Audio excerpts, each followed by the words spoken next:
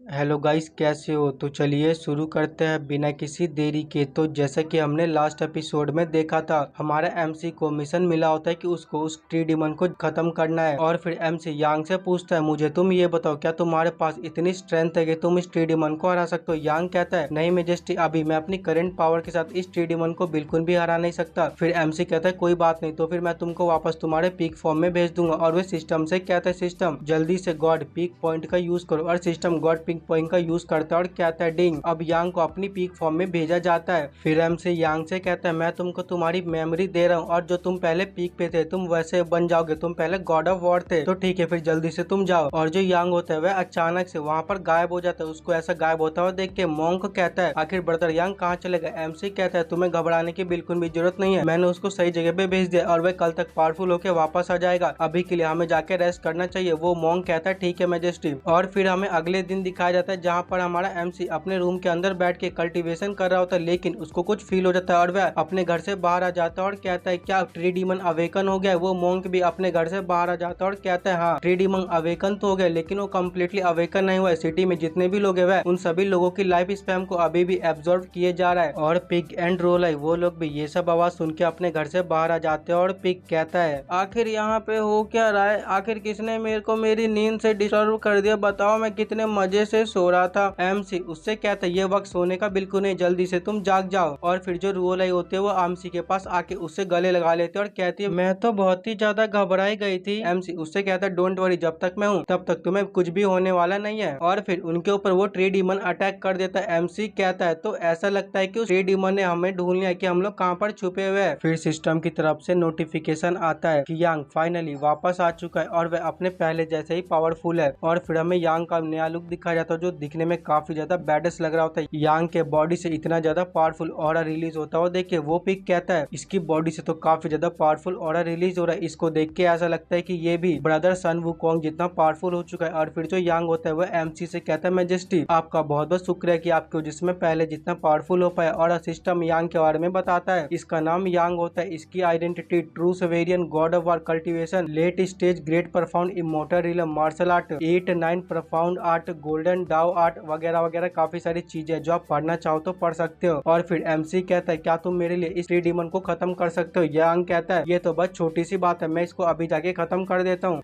और फिर यांग उस ट्री डीमन के टेंटिकल के ऊपर अटैक करता है, जिससे कि उस ट्री डीमन के टेंटिकल में जो जो इंसान फंसे होते हैं वह सभी दिखने लगते हैं। और वो कह रहे होते हैं, प्लीज हमको बचा लो, प्लीज हमको बचा लो, हमको मरना नहीं है, ये हमारी लाइफ स्पैम को ऑब्जर्व किए जा रहा है। और फिर जो यांग होता है उस ट्री डीमन के टेंटिकल को पकड़ता है और कह रहा होता है, तुमने अपनी एबिलिटी को कुछ ज्यादा ही समझ लिया है, आखिर तुम्हारी हिम्मत कैसे हुई फाइट करने के दौरान मेरे से छुपने की? और ये बोलते कि संग उसके टेंटिकल को पूरी पावर के साथ खींचता है, जिससे कि जो ट्री डीमन हो जाता है वो बाहर आ जाता है। और फिर हमें ट्री डीमन का फाइनल फॉर्म दिखाया जाता है, जिसको देखकर रुओलाई कहती है, सच में ये तो काफी ज्यादा भयानक है, मैंने इससे भयानक मॉन्स्टर आज से पहले देखा ही नहीं। एमसी कहता है, डोंट वरी, जब तक यांग है तब तक तुम्हें टेंशन लेने की बिल्कुल भी जरूरत नहीं है। और फिर जो ट्री डीमन वो यांग के ऊपर अपने टेंटिकल से अटैक करते हुए कहता है, आखिर तुम्हारी हिम्मत कैसे हुई मुझे डिस्टर्ब करने की? मैं ट्री डीमन हूँ, मैं 10,000 साल से जिंदा, अब तुम मरो। लेकिन यांग ने उसके सभी टेंटिकल को डिस्ट्रॉय कर दिया होता है। और फिर यांग उसकी ओर एक बहुत ही ज्यादा पावरफुल अटैक करता है, लेकिन ट्री डीमन अपने काफी सारे टेंटिकल से को आप सामने लाके उस अटैक से बच जाता है। और यांग उससे कहता है, तूने काफी सारे लोगों को मारा है, इसीलिए आज मैं अपने एम्पर के बिहाफ पे तेरे को जान से मार दूंगा। और ये बोलते ही संगे वह अपनी divine ability evil destroying divine eye को एक्टिवेट करता है और उसके आंखों से काफी सारी रोशनी निकलती है और वो एनर्जी जाके उस ट्री डीमन के आर पर हो जाती है। फिर सीन शिफ्ट होता है किसी दूसरे पैलेस की ओर, जहाँ पे एम्पर ये बैठा होता है। एम्पर ये को कुछ फील होता है, वो कहता है, आखिर इतना पावरफुल पर्सन कहाँ से आ गया जिसने ट्री डीमन को इतना हद तक इंजर कर दिया? और उसके पास वही डीमन आ जाता है और वो डीमन कहता है, मैजेस्टी मैं आपके लिए एक न्यूज लेके आया हूँ। एम्पर ये कहता है, मैं ये उम्मीद करता हूँ कि वो न्यूज अच्छी होगी, नहीं तो तुम्हारा अंजाम बहुत ही बुरा हो सकता है। वो डीमन कहता है, मैजेस्टी इन सब में मेरी बिल्कुल भी गलती नहीं है, क्योंकि वो लोग बहुत ही ज्यादा पावरफुल थे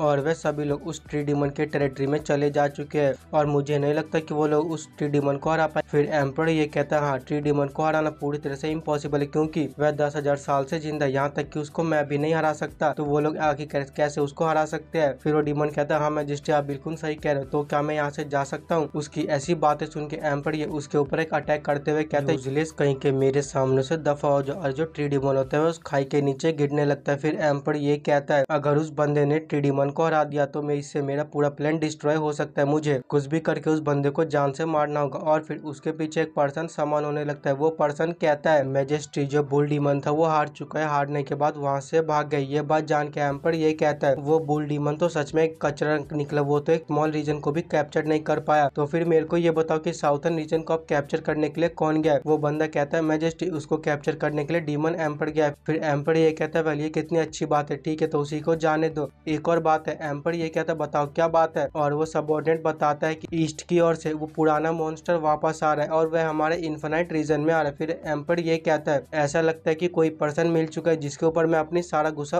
उतार सकता हूँ। और फिर सीन शिफ्ट होता है एमसी की ओर, जहाँ पे वो ट्री डीमन यांग से कहता है मुझे ये बताओ तुम कौन है। यांग कहता है मेरा नाम यांग है और मैं टू सुवेरियन हूँ और मैं अपने मास्टर का सबऑर्डिनेट हूँ। ये बात जान के वो ट्री डीमन अपने टेंटिकल से उसके ऊपर अटैक करते हुए कहता है यांग अब तुम मेरे टेंटिकल से मर। लेकिन जो यांग होता है वह अपनी डिवाइन आई को एक्टिवेट करके उसके सभी टेंटिकल को वहीं पे डिस्ट्रॉय कर देता है। और फिर हमें उस मॉन्क को दिखाया जाता है। वो मॉन्क कहता है अमितबा बुद्धा, अमितबा बुद्धा, अमितबा बुद्धा। और फिर हमें उस ट्री डीमन के जड़ में दिखाया जाता है जिसके अंदर काफी सारे लोग फंसे होते हैं। वो लोग बहुत ज्यादा रो रहे होते हैं। मॉन्क कहता है आज मैं तुम सभी लोगों को रीइंकार्नेशन के पाथ पे लेके जाऊंगा और तुम सभी लोगों को फिर से रीइंकार्नेटेड कर दूंगा। और वो ट्री डीमन गुस्से में कहता है चाहे तुम कुछ भी कर लो तुम मेरे को बिल्कुल भी नहीं मार सकते हो, क्योंकि मैं 10,000 साल से जिंदा हूँ और 10,000 साल से ऐसा कोई भी पर्सन नहीं हुआ जो मेरे को मार सके, इसीलिए मैं इस पूरे वर्ल्ड में इनविंसिबल हूँ, इनविंसिबल। यांग कहता है अच्छा अभी तक तो मैंने शुरू ही नहीं किया। ये बोलते के संग यांग अपनी अर्थ सेटरिंग आर्ट का यूज करता है और उसके ऊपर एक अटैक करता है। वो अटैक इतना ज्यादा पावरफुल होता है उस डीमन को तो बीच में से चीरता है, लेकिन साथ में सिटी को भी 2 हिस्सों में बांट देता है। ये देख के वो पिक कहता है हेवन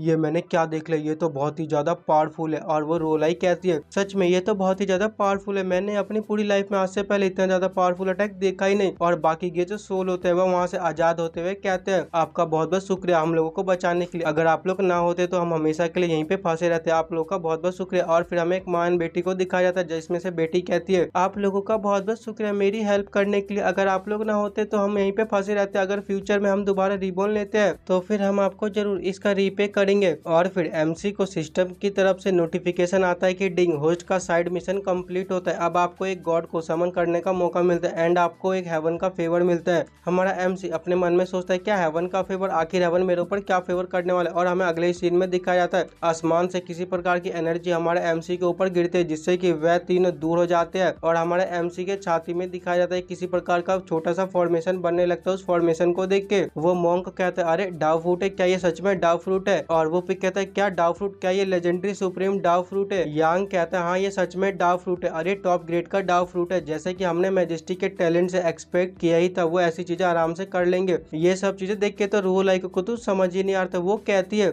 आखिर ये डाव फ्रूट क्या है, क्या कोई मेरे को ही बताएगा कि यहाँ पे चल क्या रहा है? यांग कहता है तुम्हें घबराने की बिल्कुल भी जरूरत नहीं, तुम बस ये समझ लो ये जो भी कुछ है वह हमारे मैजेस्टी के भले के लिए, इससे हमारे मैजेस्टी का बहुत ही ज्यादा फायदा होगा। तो गाइस इसी के साथ यह एपिसोड खत्म होता है।